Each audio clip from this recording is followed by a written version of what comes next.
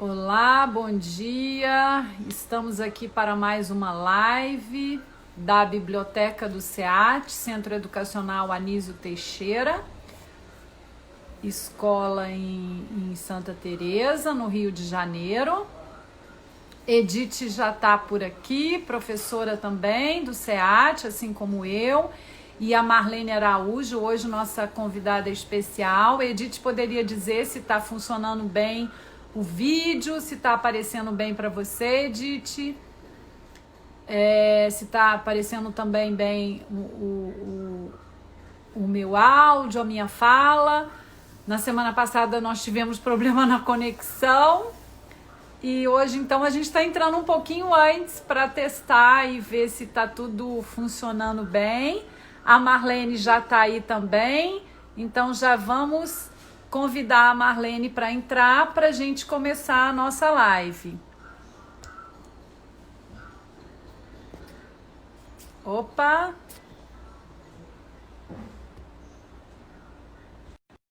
Olá, pessoal, bom dia. Estamos aqui aguardando que a Marlene já está entrando também com a gente aqui nesse bate-papo. É um bate-papo sobre livros, leitura, literatura, autores. É uma maneira da Biblioteca do SEAT estar ao vivo. Que bom te ver, Marlene! Bom Pronto, coloquei dia! isso em homenagem a você. Ai, tá linda! Tá muito linda! Que bom! A gente tem feito esse bate-papo nas manhãs de quintas-feiras para minimizar o isolamento social de quem está em casa por conta da pandemia do Covid-19. A gente sabe que muitas famílias seatianas estão sentindo falta dos contatos, dos encontros, e as crianças também sentem falta dos livros, da nossa biblioteca. A Biblioteca do SEAT é uma biblioteca tão linda, tão cheia de livros, com uma vista maravilhosa. Então, essa live é um bate-papo bem informal para a gente poder compartilhar com outras pessoas, né? Livros, leituras, recomendações, sugestões, né, de obras, de autores, para outras pessoas que estão em casa, e depois essa live fica gravada, vocês podem também assistir depois, divulgar para outras pessoas.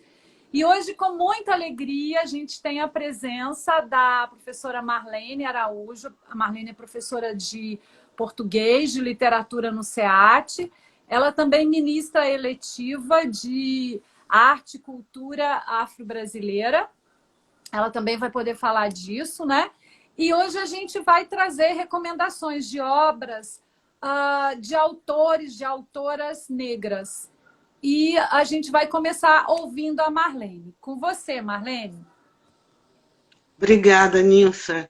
Eu primeiro queria parabenizar essa iniciativa da Biblioteca do SEAT, de abrir um espaço, né, para essa literatura afro-brasileira, considerando-se que a gente tem um país com uma população negra imensa, uma população com alto índice de não leitores, e que a gente precisa estimular essa leitura e precisa trabalhar com essa pluralidade, essa diversidade que compõe o mosaico de população brasileira, né? Então eu fico muito feliz de poder estar aqui falando sobre isso, e parabenizo a iniciativa da biblioteca de permitir não é a palavra, né, de abrir espaço, né, para esse tema, e mais do que nunca nós precisamos disso. A gente sabe muito, muito bem das dificuldades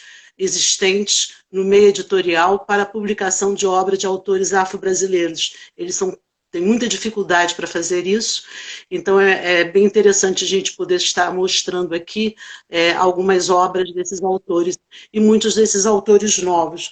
E eu acho também que é uma forma de devolver para a gente, para nós, população negra, um pouco da nossa humanidade, né?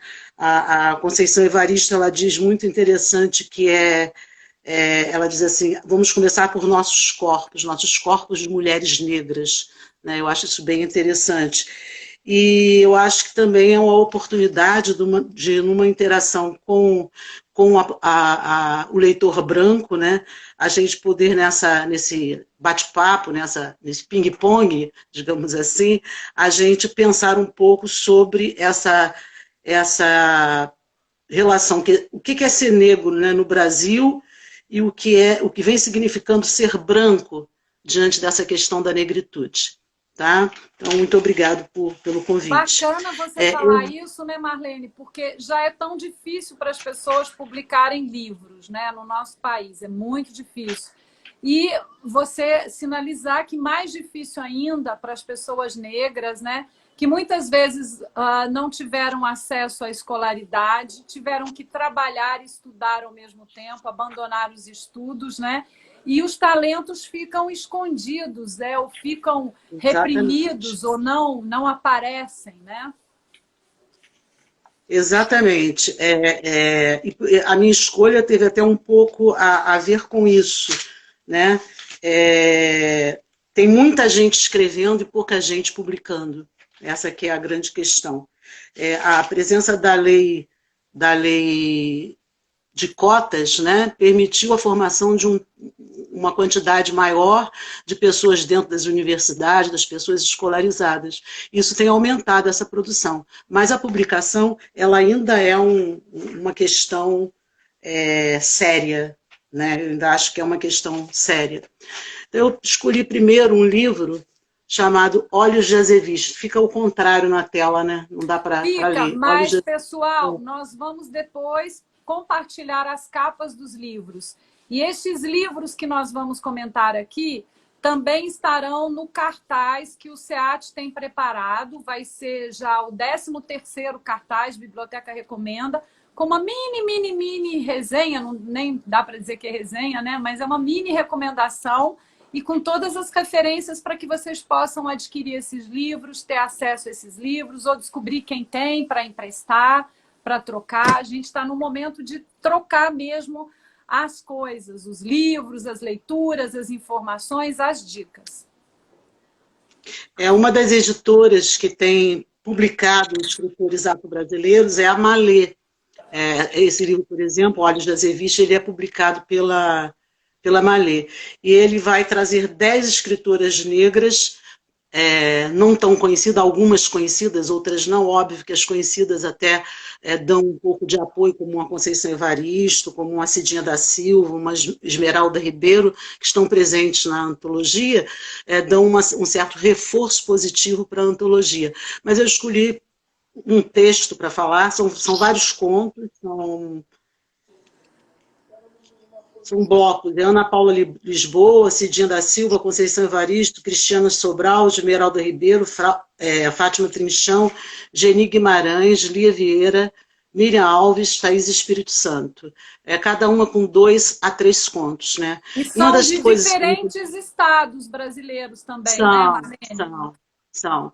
É um conjunto nacional que ela pensou, né, para fazer a antologia. É interessante a gente observar que a temática desses contos, na maioria das vezes, eles trazem exatamente o ser negro, né? Acho que é uma necessidade muito grande que a gente ainda tem de falar da nossa identidade, né? De como a gente se vê e se sente dentro de uma sociedade que é miscigenada, mas que se nega a ser negra, embora a gente tenha um contingente imenso de população negra. Então, eu acho que é muito importante a gente entender que, nesse primeiro momento, essa literatura afro-brasileira, ela trata muito desses temas mais que estão mais entranhados. Estão mais entranhados na nossa vivência e, portanto, construindo a nossa identidade. Uma das questões muito interessantes colocadas é a questão do nosso fenótipo negro. Né? Eu estou até lendo um livro muito interessante que fala sobre o racismo, a partir não do genótipo ou da história, mas a partir do fenótipo. É bem interessante do ponto de vista. E acho que esses contos, eles trazem para a gente exatamente essa percepção de como dói algumas situações vivenciadas pela população negra e como essas coisas ficam marcadas. Eu vou ler um trechinho pequenininho, só para a gente ter a ideia de como isso é forte, né, na nossa identidade. É um conto chamado Das Águas, de Cristiane Sobral. A Cristiane, ela é atriz, ela é professora de teatro, é diretora de teatro, já publicou nos cadernos negros da Quilombo Hoje, tá? Eu vou ler só um trechinho do conto chamado Das Águas. A personagem, ela está falando sobre o seu corpo. Então ela diz assim: suas medidas, suas curvas eram excessivas para os moldes. Sua pele fora tingida com muita melanina. Os cabelos fortes, crespos, apontavam para o alto, não balançavam com o vento, nem estavam na maioria das propagandas de shampoo. Doía, sim, porque desumanizava, agredia. Né? Então ela vai passar a partir daí falar dessa experiência dela que ela vive e como ela vai conseguir resgatar, inclusive por um elemento de religiosidade, ela vai conseguir resgatar a sua identidade. E o conto que eu escolhi para falar mais é um conto que traz para a gente um pouco da cultura afro-brasileira e que eu achei que servia tanto para adultos como para crianças, para a gente resgatar um pouco das brincadeiras, né? Chama-se Primeiras Lembranças, da Geni Guimarães. Também publicou nos Cadernos Negros, ela tem algumas outras obras, tem obra infantil também. Então chama-se Primeiras Lembranças. É a história de uma menina, né, que vê o irmão nascer, quer dizer, ela vivencia a experiência dela com a chegada de um novo elemento na família, digamos assim. Então eu vou ler só um pedaço aqui, que não vai dar para a gente ler o conto todo, porque tem o outro livro para falar. Minha mãe sentava-se numa cadeira, tirava o avental, e eu ia, colocava-me entre suas pernas, enfiava as mãos no decote do seu vestido, arrancava dele os seios e mamava em pé. Ela aproveitava o tempo catando piolhos da minha cabeça ou trançando-me os cabelos. Conversávamos às vezes. Mãe, a senhora gosta de mim? Ué, claro que gosto, filha. Que tamanho? Perguntava eu. Ela então soltava minha cabeça, estendia os braços e respondia, sorrindo. Assim. Eu voltava ao peito, fechava os olhos e mamava feliz. Era o tanto certo do amor que precisava, porque eu nunca podia imaginar um amor além da extensão dos seus braços. Outras vezes, no meio da mamada, eu parava e começava. Cadê o tocinho daqui? O gato comeu. Cadê o gato? Foi caçar o rato. Foi no mato. Cadê o mato? O fogo queimou. Cadê o fogo? A água apagou. E eu interrompi as perguntas da brincadeira para saber coisas além dela. Uma vez foi assim: quem fez o fogo e a água? Deus, é claro, quem haveria de ser? E se pegar fogo no mundo? Ele faz a água virar chuva e apaga o fogo do mundo. Mãe, se chover água de Deus, será que sai a minha tinta? Credo em cruz, muita da gente não sai. Se saísse, mas se saísse mesmo, sabe o que ia acontecer? Ela me grudou fazendo cócegas na minha barriga e foi dizendo: você ficava branca e eu preta, você ficava branca e eu preta, você branca e eu preta. Repentinamente, paramos o riso e a brincadeira parou. Pairou entre nós um silêncio esquisito. Achei que ela estava triste, então falei: mentira, boba, vou ficar com esta tinta mesmo. Acha que eu ia deixar você sozinha? Eu não, nunca, nunca mesmo, tá? E a mãe, na verdade, está grávida. Tá? Lindo, Do próximo lindo, livro, lindo. né? Muito bom Lindo, eu de acho isso ouvir. de uma ternura, né? De uma relação mãe-filha, de uma ternura. E Uma quem de nós que tem cumplicidade, filhos né? não brincou, não fez esse tipo de brincadeira, não teve essa relação? Qual de nós não ficou preocupada com o primeiro filho quando o segundo está chegando, né? Como ela recupera bem a relação de afeto entre mãe e filha, né? E essa pergunta da menina que eu acho incrível: se chover água de Deus, será que sai a minha tinta? Né? Essa pergunta eu acho muito significativa, né? É a percepção da menina da sua diferença para o outro. Eu acho muito, muito E esse bonito. lugar E dela na infância também, né? Que olha com o olhar de quem está brincando, né? Que não é um olhar da Isso. Por razão, enquanto, né? ela está descobrindo o mundo, na verdade, né? Uhum. Ela está começando a descobrir o mundo, né? E aí ela percebe que ela agora já não tem mais as mesmas regalias, naturalmente, porque a mãe não pode mais tê-la no colo, e ela reclama com a irmã explica, né? Mas ela não entende muito bem o que está acontecendo, a mãe vai inchando, né? Uhum. Então ela vai ter essa sensação de perda da Tem mãe, né? alguém dizendo que leu o livro A Cor da Ternura, da Geni Guimarães. Está alguém comentando aí. Isso. É muito bonito também, muito bom. E aí ela diz assim, minha irmã olhou dos lados e viu uma pedra na margem da estrada, sentou-se nela e carinhosamente foi me falando, vem cá, vou te explicar direitinho. É que a mamãe encomendou um nenenzinho para nós. Você já é mocinha, tem dente, pode comer de tudo, não é? Agora neném não. Daí a mãe tem que guardar o leite para ele, entendeu? É por isso que a mãe foi na cidade outro dia. Cecília, como é que vai ser Como vai ser ele? Vai ser gordinho, bonito e cagão, respondeu-me ela rindo. Eu baixava a cabeça e fechava os olhos. Revivia o riso dela 1000 vezes à noite e deitava-me mais cedo para pensar no doce cheiro de terra e mãe. Esta é uma outra grande associação na literatura africana e na literatura afro-brasileira, né, que é essa relação de terra no sentido daquela que gera, então, a associação com a mãe, com o ventre, né? É uma associação muito, que eu particularmente acho muito bonita. Da Bom, e aí o neném fertilidade nasce, né? também, né? Oi? Da Não entendi. fertilidade também, né? Fertilidade, Tanto com da mãe quanto certeza, da né? terra. Exatamente. E aí o neném vai nascer, né? Ela acorda um dia, tem uma pessoa em casa, o parto é com uma parteira, o neném vai nascer. Aliás, é até um registro interessante que o outro livro faz, né?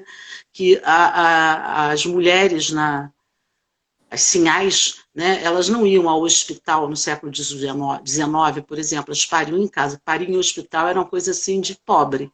Pobre podia parir em hospital. Mas dentro da cultura negra, o parto em casa, né, com a parteira, é uma coisa muito comum. E Interessante como aí, isso mudou, né? Assim, de século para totalmente, outro, né? como que agora estão se Com certeza. resgatando de novo, né? Esse parto em casa. É o parto humanizado, né? Chamado Uhum. parto humanizado. E Isso. você vai ter o parto com uma pessoa com quem você, durante a gestação, conviveu, conversou, né? E não uma pessoa estranha que vai lá fazer o teu parto. É bem interessante isso. E aí, nesse dia, né, a senhora parteira está lá e fala para ela que ia lá ajudar a criança a nascer. E aí o texto diz assim: nesse mesmo instante, comecei a ouvir minha mãe gemer baixinho. Gemia, gemia, gemia.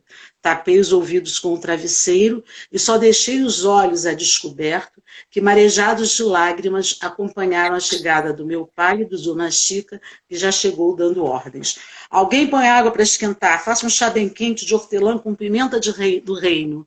Aqui eu paro para também dizer, né, da medicina popular, né, da medicina que nós aprendemos com os nossos antepassados escravizados, né, que trabalhavam em prol do corpo. Agora, nessa crise de coronavírus, e eu tive coronavírus, uma das coisas que eu fiz questão de fazer foi também reforçar a medicação médica normal, né, considerada Uhum. normal, com medicamentos como própolis, chá de erva doce, né? Então essas coisas que a gente aprende, eu trago isso da infância, né, na minha casa. Então eu acho que isso é interessante, que ela também resgata.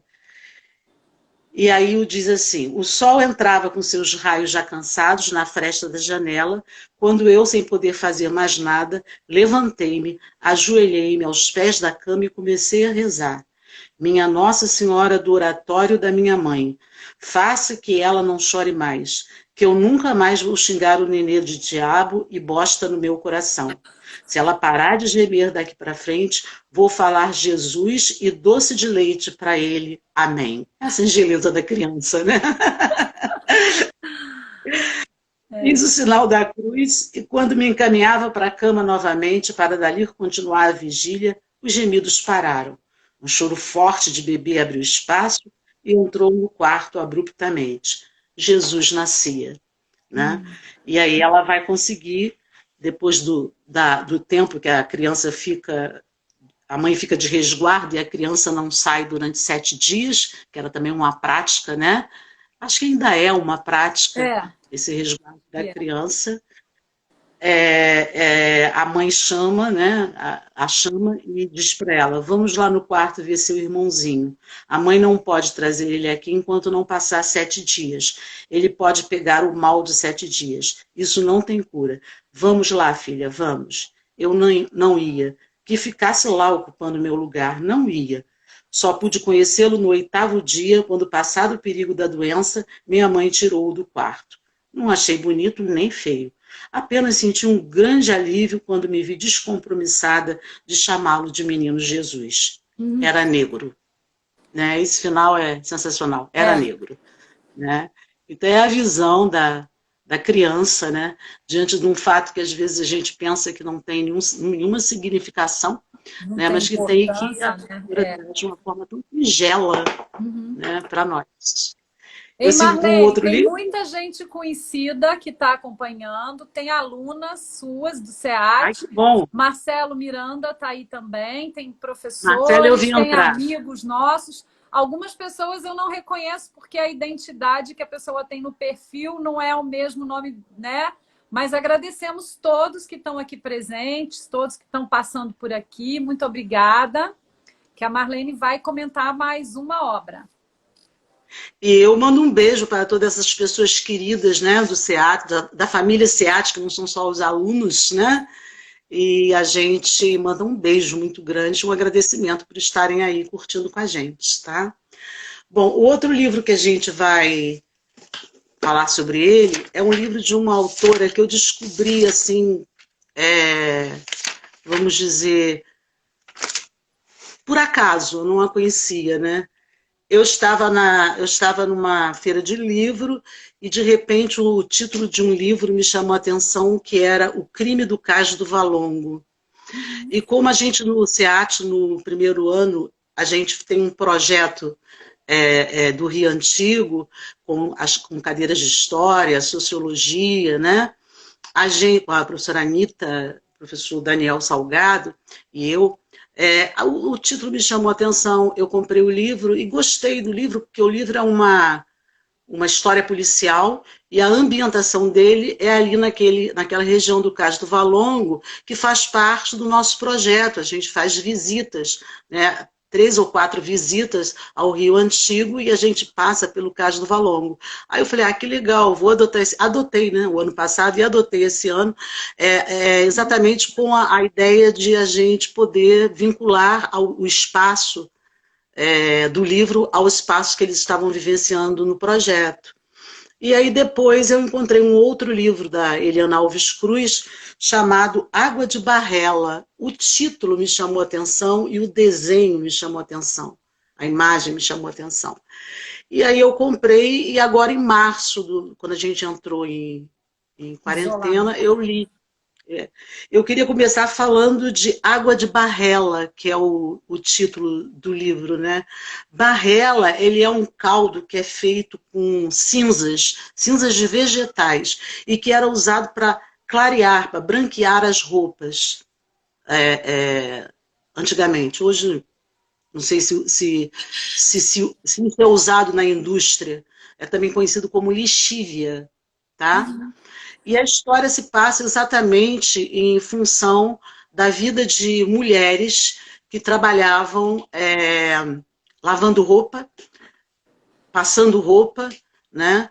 E durante um século, a história se passa num século, essas mulheres fortes, mulheres resilientes, né? Mulheres resistentes, elas vão conviver com a chamada Casa Branca, lá no Brasil Colônia, Casa Branca, no Casa Grande, lá no Brasil Colônia com esse nome, e depois não com esse nome, mas ainda mantendo o status da Casa Grande, né?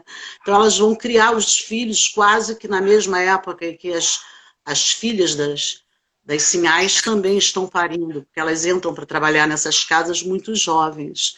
Então o livro ele trata de 300 anos de história. Ele faz um percurso na história do Brasil, né? E essas histórias, elas vão trazer para a gente uma prática muito interessante, que é da lavagem de roupa juntas. Elas vão lavar roupas juntas. E é o momento em que elas podem cantar, é o momento que elas podem conversar, é o momento que elas podem trocar suas mágoas, suas experiências, suas raivas, né? É o momento de um convívio íntimo delas, né? Isso é muito legal. Também um outro dado interessante é que essa história é baseada em fatos reais. A autora vai atrás de sua origem e através de uma parenta, né, uma tia, ela consegue reconstituir por 100 anos a história da sua família. Isso também é muito bonito. E a estrutura do livro é uma estrutura que vai para o presente narrativo, quer dizer, para a época a que ela está se referindo, mas ele também volta, né, para o momento antigo. Então passa por toda a história do Brasil. É bem interessante isso. E aí essa narrativa começa com uma personagem chamada Damiana, que vai viver durante 100 anos, e aí a gente vai ter a história dessas mulheres, da sua geração toda, né? Desde a captura da primeira mulher na África até esta mulher a que eu me refiro, a Damiana. Nossa, que percurso interessante, né? Que percurso histórico interessante também, né? É um passeio pela história do Brasil. É bem, bem, bem interessante mesmo, tá? Começa o livro com um capítulo que diz assim: um dia qualquer no engenho Nossa Senhora da Natividade.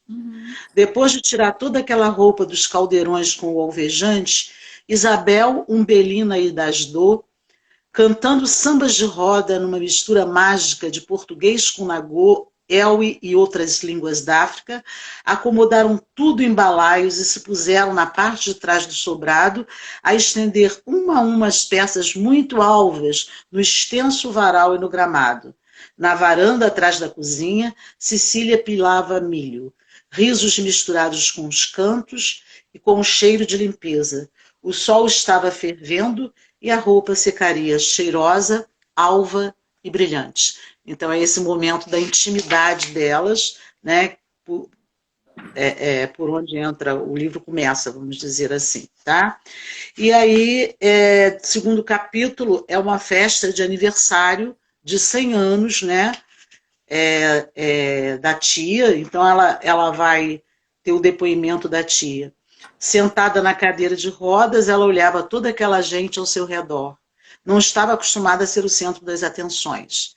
Tambores, pandeiros, cantos, danças, farta comida, cheiros de rosas no ar.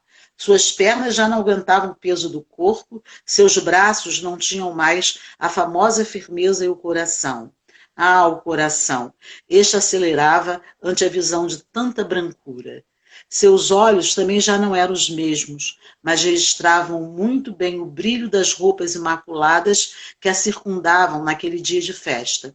Aqueles moços e moças que ali estavam, certamente, nunca tinham visto uma barrela, aquela água com cinzas de madeira que se colocava na rouparia para branqueá-la. Agora é tudo na máquina, batido com sabão em pó e ponto final. Antigamente, lavar roupa era um longo processo artesanal. Primeiro se esfregava e batia-se bem. Depois era colocar um pouco no molho de água de barrela, enxaguar mais e pôr no sol para quarar. Quando os panos secavam, entrava em ação o pesado ferro de engomar que deslizava em cima do tecido com algumas gotas de água de cheiro. Vinco por vinco, gola por gola. Pronto. Tudo limpo, tudo perfumado, tudo branco. No fundo, ela achava que o que queria mesmo era que tudo fosse mergulhado nessa água que branqueia. As roupas, as vidas, as pessoas, todos mergulhados na água de Barrela. Então é o aniversário dela, 100 anos, né? E aí eles fazem uma grande homenagem, todos vestidos de branco, fazem uma homenagem a ela, tá? E depois disso, o livro vai começar a grande saga, né?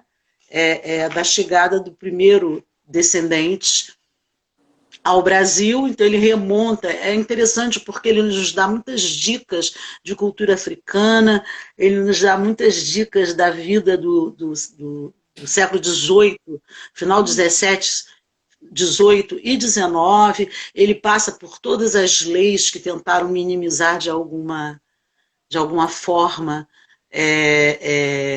a escravização, né, todas aquelas leis do ventre livre, etc.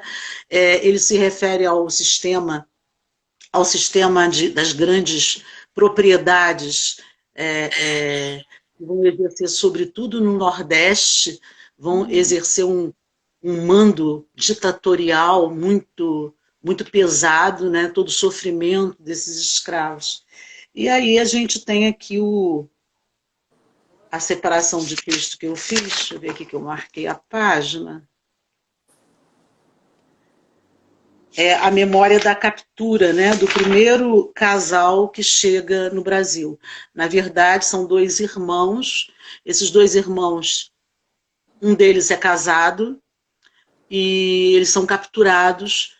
E na viagem da captura, um dos irmãos, o irmão casado, acaba morrendo e pede para que ele tome conta da esposa, da menina que é a esposa dele, e é a história deles dois que vem para o Brasil.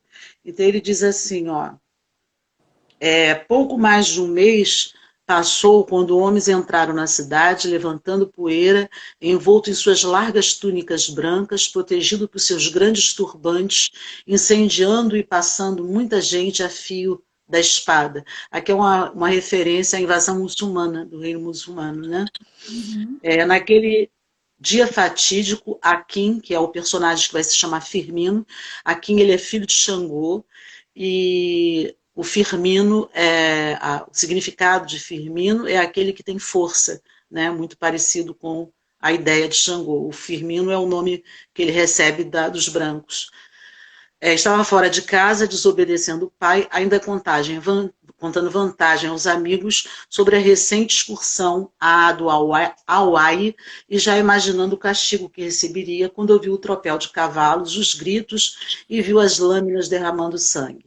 Eles correm para casa, né?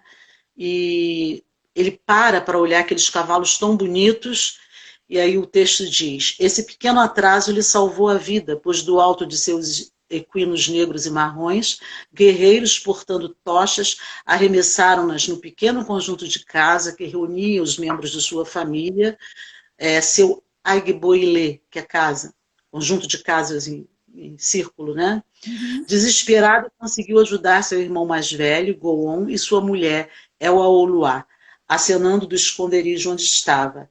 Na pressa para escapar e ajudar a esposa, Goon perfurou profundamente a perna direita em um ferro pontiagudo com as ferramentas do pai. Logo em seguida, os fulanes cercaram a terra num círculo, ficando entre eles e a casa. Não conseguiram tirar mais ninguém da vila. Viram todo o clã sucumbir em meio às chamas. É bom a gente lembrar que clã na cultura africana, né, constitui-se a grande família extensa, né, são todos parentes, né, então eles perdem todos os seus familiares nessa saga. O irmão Goon acaba, por conta do ferimento, morrendo, e ele segue viagem para o Brasil num navio negreiro, num tumbeiro, né? E o texto tem um pedaço que diz assim, quando eles estão caminhando para o navio, diz assim: Akin olhou ligeiramente para trás. Esta seria a última imagem daquele continente que sua retina registraria. Né? E esse personagem Akin, que vai ser o Firmino, ele vai exatamente manter uma grande esperança de voltar à África, que ele não consegue. Ele é um personagem muito forte dentro do livro, mas os personagens, na verdade, nos quais a narrativa se fundamenta, são essas mulheres maravilhosas que vão criar suas filhas,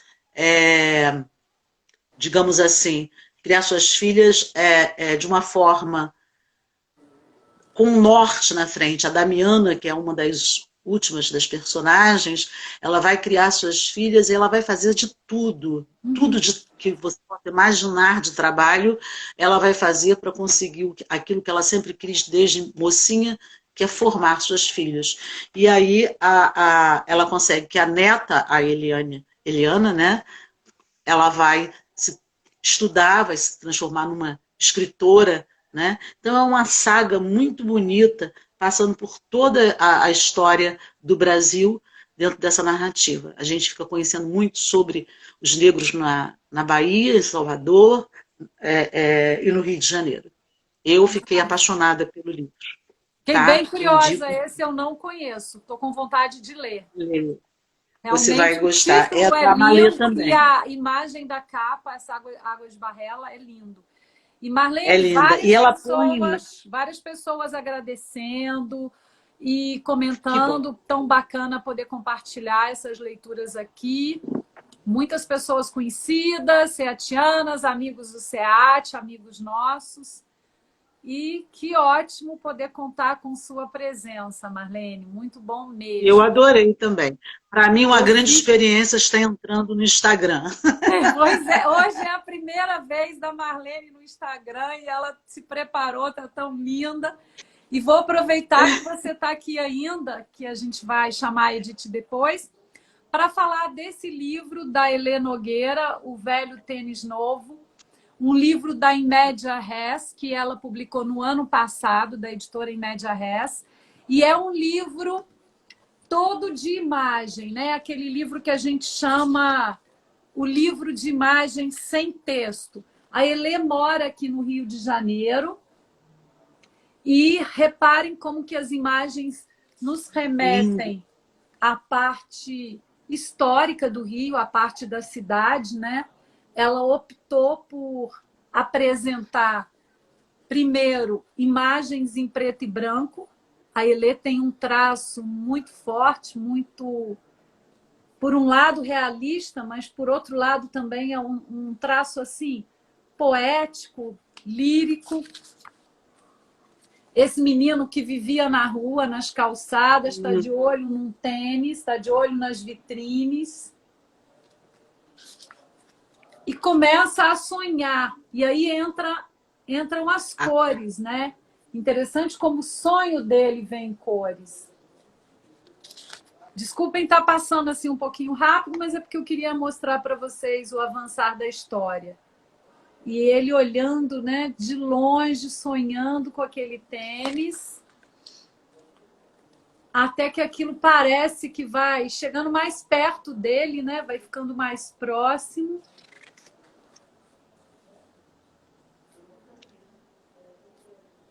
A Elê é artista plástica, ilustradora, ela também escreve. Reparem como que mudam as feições desse menino e a relevância que ela dá, né, a essa realização desse sonho. E aí agora ele vai fazer o que tem de melhor, né, que é brincar. Aqui tá ventando, então bateu uma porta, vocês devem ter escutado um barulho estranho aí. Eu gosto muito dessa parte, quando ele vai brincar mesmo, né? E todo essa descontração com o corpo, com esse tênis. Esse é o Ninfa. velho tênis novo.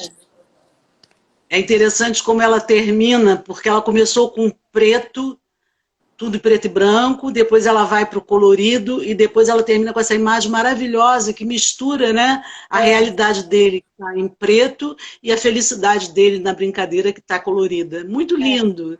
E a Elê, ela, como eu falei, ela é uma grande artista e quando ela fez o lançamento, a gente ganhava essa caixinha aqui, que ela bolou Fofo. com... Ela faz vários trabalhos, e esses trabalhos das latinhas que eu gosto muito. Esse eu E conheço. muito obrigada por Eu estar tenho aqui com a um. gente também, Elê. Ele tá aí nos comentários falando. Então, a gente vai comentar mais livros na segunda parte, que a Edith Lacerda vai entrar. Vamos agradecer muito a professora Marlene, professora do SEAT, nossa parceira, amiga querida. Marlene, obrigada por ter topado estar aqui com a gente de manhã. Mas é um momento para a gente poder compartilhar leituras, livros, autores, recomendar. Nós vamos colocar as capas dos livros comentados pela professora Marlene aqui, né? E também na página do SEAT. E o cartaz que vai seguir para as famílias, para as redes sociais, com um mini texto recomendando esses livros tão maravilhosos que foram aqui apresentados. Marlene, muito obrigada. Vamos combinar outras vezes para você estar junto com a gente. Um abraço aí cheio de imunidades, muitos beijos. E aí agora a gente vai chamar a Edith. Marlene, tem muita gente agradecendo, te mandando beijos. Que Teca, bom. a Elisador, Marcelo, muita gente conhecida, e tem uns que eu não estou identificando o sobrenome, assim, não sei exatamente quem é. Eu não sei mexer também muito no Instagram. Eu estou aprendendo aqui com os filhos, né? E acho, É tudo Marlene, novo, né, Anny? acho que a sua estreia no Instagram foi, assim, maravilhosa. Você pode repetir, não apaga esse perfil não, hein? Volta mais. Tá bom. Um Beijo. beijo, querido. Obrigada. Nada. E Agora eu agora saio, vamos... né? A gente agora vai chamar a Edith. Edith Lacerda. Edith?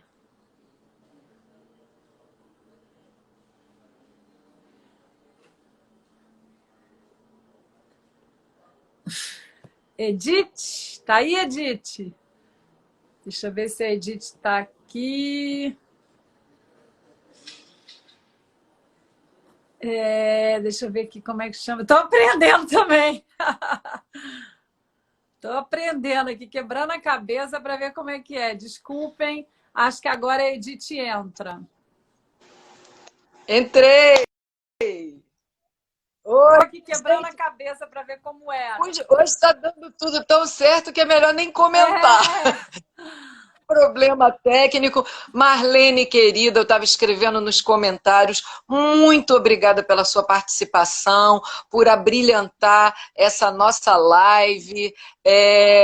Que maravilha, você teve uma estreia maravilhosa no Instagram, parecia que você já estava muito habituada a fazer lives, muito bom, e eu fiquei louca para ler o Água de Barrela, eu vou atrás desse livro, porque esse eu nunca li. Bom, vamos aproveitar esse tempinho que nós temos agora, né, Ninfa? Uhum. Você já falou do livro da Elê, e eu trouxe um livro da Elisa Lucinda, poeta, atriz. Esse livro, A Menina Transparente, foi o primeiro livro que a Elisa fez pensando num público de crianças. A Menina Transparente, ele é um poema, mas numa forma de charada poética. E só no final ela vai revelar quem é essa menina transparente. Essa edição que eu tenho é uma edição antiga, ilustrada pela Graça Lima. Esse livro, depois, ele passou para outra casa editorial, passou para o selo Galerinha, da editora Record, também com ilustrações da Graça Lima, mas com outras ilustrações. Então, vocês podem se deparar com outra capa, mas o texto é o mesmo. E depois, a Elisa escreveu, depois desse livro, ela escreveu uma coleção Amigo Oculto, com essa mesma estrutura de charadas poéticas. Então tem Lili, a Rainha das Escolhas, a Dona da Festa, o Menino Inesperado e o Órfão Famoso. Oi, uma grande coleção, hein? Muitas dicas aí para as leituras. É uma grande coleção, todos com ilustrações da Graça Lima, por esse selo Galerinha da Record. E aí, então, esse Menina Transparente migrou também para a Record, apesar de não fazer parte dessa coleção, mas ele dialoga com os outros livros. Bom, eu sei quem são todos esses personagens. Confesso que só não sei o Menino Inesperado, que ainda não li. Mas eu sei e não vou dizer, né? Claro, porque a surpresa do livro é essa. Então eu vou ler, a Elisa traz para esse livro, a poesia da Elisa Lucinda tem muito humor, tem um tom sempre de conversa, e ela traz, além da contundência dos versos dela, mas aqui para esse livro, para crianças, ela trouxe o humor e esse tom de conversa, como se ela estivesse ali batendo um papo com o leitor. Aí eu vou ler o iniciozinho, só para dar vontade de saber quem seria essa menina transparente. Eu apareço disfarçada de todas as coisas. Posso ser vista no pôr do sol ou no nascer dele. Eu posso estar através da janela, posso ser vista na asa da gaivota ou pelo ar que passa por ela. Muitos me veem no mar, outros na comida da panela. Posso aparecer para qualquer ser, desde ele pequenininho, ficar com ele direitinho, se tratar de mim como eu merecer. Uns me pegam para criar em livro, outros me botam num vestido lindo, cheio de notas musicais. Fico morando dentro da música. E mais não digo, procurem A Menina Transparente, que só na última página a gente sabe quem é essa personagem, e procurem também os outros livros da coleção Amigo Oculto. A Regina está dizendo que tem que fazer uma poupança para comprar todos esses livros. Adorei o comentário. É verdade, muito bom. Ó, fica a dica, né? Às vezes você encontra ou algum amigo tem, você troca, ou às vezes você quer dar de presente para alguém, não sabe que livro presentear, e a gente aproveita para abrir aquele espaço que a gente sempre abre, dizendo que valorize a livraria do bairro. As livrarias estão tentando sobreviver nesse período tão difícil, estão fazendo entregas, as donas da livraria estão indo entregar os livros, tem os sebos virtuais, promovam troca-troca de livros com amigos, com colegas, criem clubes de leitura assim por videoconferência, façam leituras entre a família, uns lendo e os outros lendo e depois comentando, ou lendo assim ao mesmo tempo online. Fica aqui a dica. A Livraria Largo das Letras em Santa Teresa, vocês podem entrar em contato. A Livraria Blux, que também é parceira nossa, né, do SEAT, da FIS, está fazendo entregas. E essas livrarias virtuais e sebos virtuais também que estão funcionando. Não deixem de ler por causa do isolamento, porque tem muita coisa boa para ser lida.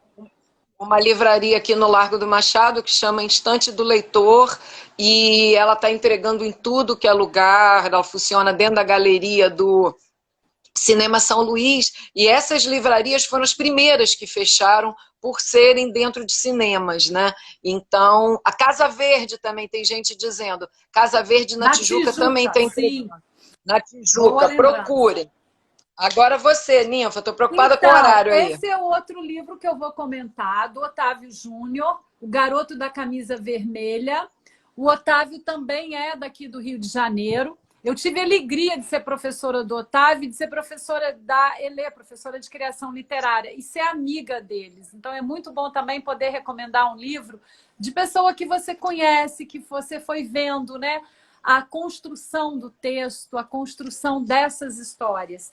E é um livro muito autobiográfico. Da Elê, ele tem um aspecto autobiográfico, e esse do Otávio, acho até que é mais assumidamente autobiográfico, né? É a história de um menino que morava numa favela, e ele vai fuçar o lixão, né? A porta do lixão, a porta da diversão, a porta da esperança, o campinho, o garoto, o caminho. As ilustrações são do Ângelo Abu e o livro é da editora Autêntica. No meio do lixo, encontrou uma caixa. No meio da caixa, encontrou o seu mundo. O mundo cabe dentro de uma caixa? Vale dizer que o Otávio Júnior lançou um livro da minha janela que está recebendo muitos prêmios, foi indicado pela revista Os 30, da revista Crescer, pelo selo, ganhou selo distinção da Cátedra de Leitura da PUC. Isso. O mundo cabe dentro de um livro. Chuva, leitura, bolinho de chuva, bem de tardinha, a favela foi tomada por um grande arco-íris. Já era noite e o menino nem se deu conta, estava em outro planeta.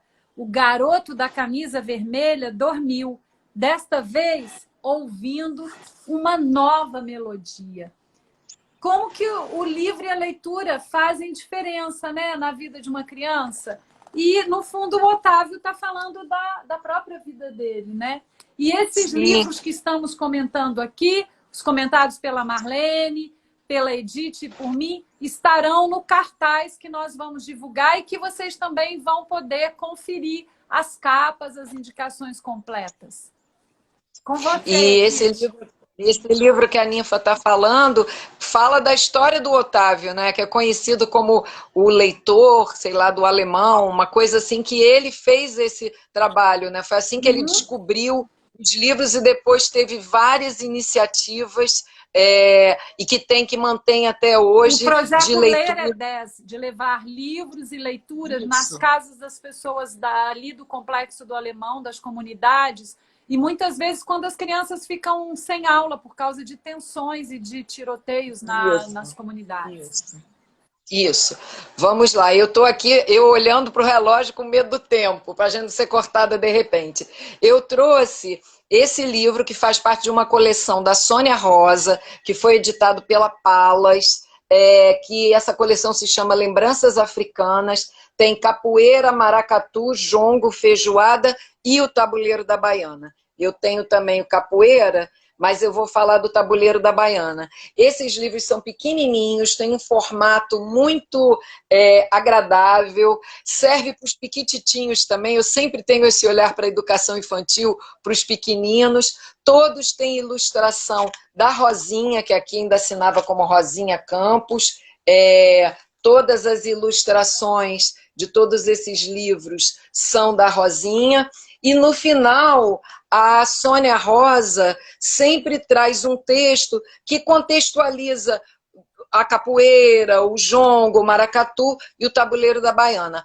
A Sônia Rosa é uma escritora que produz muito, premiada, uma escritora que se dedica a pesquisar literatura negra, afetiva. Fez um mestrado, né, em relações étnico-raciais, né? Lançou um livro novo virtualmente no domingo pela editora Projeto, né, o livro dos tambores.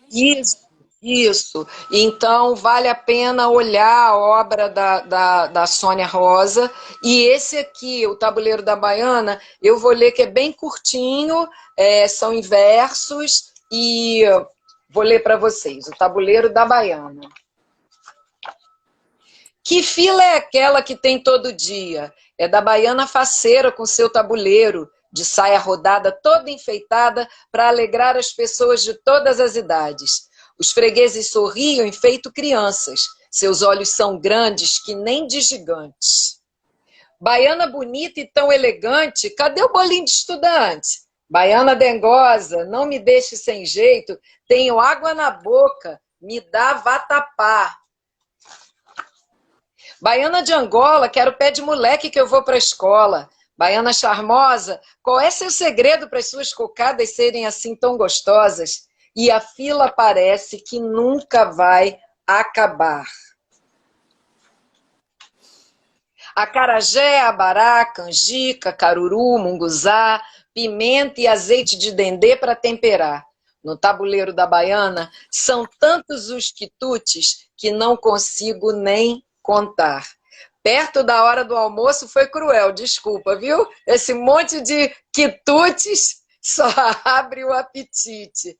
E aí fica essa dica dessa coleção, Lembranças Africanas, e aqui ela vai falando da onde veio essa figura da baiana, né? Localiza, e a vendedora de comida de Salvador era uma figura tão marcante que as negras quituteiras passaram a ser conhecidas em todo o país como baianas. As roupas, o tabuleiro e os pratos típicos da culinária baiana são sua marca registrada. Mas antes ela vai contextualizando, enfim, era essa coleção que eu também queria trazer e escolhi o Tabuleiro da Baiana.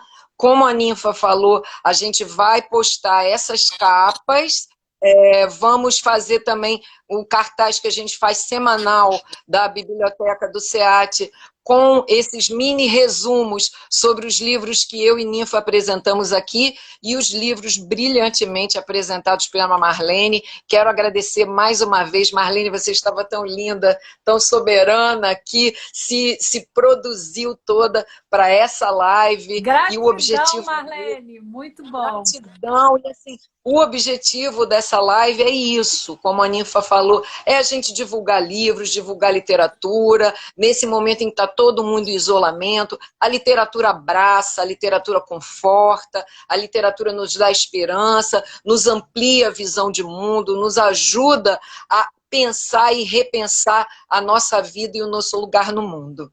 É isso. Pessoal, alguém está comentando aqui, Timoneiro, outro livro da Sônia Rosa. É a Issa. Ah, é a Issa, é a Luísa eu não sabia. É a Issa. Quando a escrava Esperança Garcia escreveu uma carta, outro livro da Sônia Rosa. Beleza, obrigada, Issa.